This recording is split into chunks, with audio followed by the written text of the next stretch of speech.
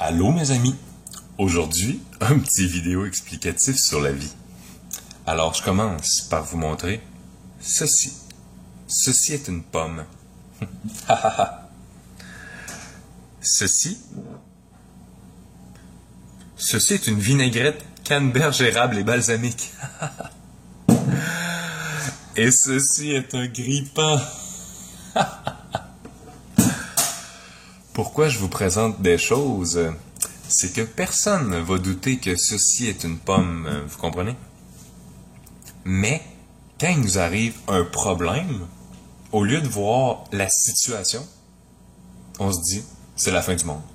Oh mon Dieu! Il n'y a plus rien qui marche. Ce sera plus jamais le fun. La vie sera plus jamais belle. Ce sera jamais comme avant. Non, non. Une pomme, c'est une pomme. Ton problème, c'est ton problème. Ton problème, c'est pas la fin de ta vie. Fait aujourd'hui, je veux juste mettre ça au clair parce que le seul point commun que je connais de toutes les personnes qui ont échoué dans leur vie, c'est qu'ils ont arrêté d'essayer. Fait ça, c'est une pomme. Puis je vais le répéter, c'est une pomme. Hey, j'ai pas besoin de te convaincre que c'est une pomme. Pourquoi est-ce que j'aurais besoin de te convaincre que ton problème, c'est juste une situation ne correspondant pas aux attentes que tu as face à celle-ci? C'est ça la définition d'un problème. Une situation qui correspond pas à ce que tu t'attendais de la situation. Tu sais, carrément.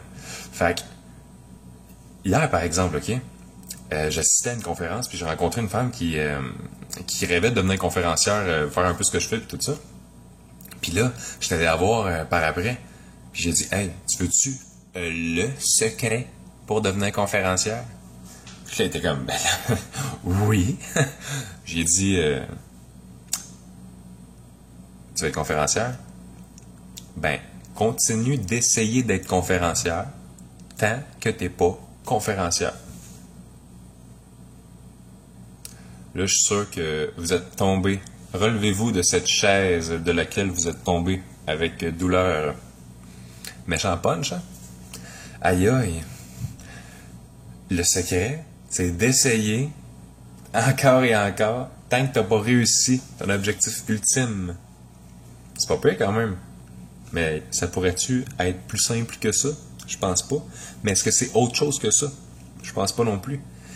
Essaye, réoriente ton tir. Ça marche pas, fais un pas de l'arrière, réavance, tourne à gauche, tourne à droite. Quand j'ai décidé que je voulais devenir conférencier, là, puis je vais vous le dire, moi j'ai pas commencé ça à moitié, j'avais 19 ans, puis j'ai pas dit j'aimerais ça faire une conférence devant genre 20 personnes, 30 personnes, j'aimerais ça influencer mon quartier.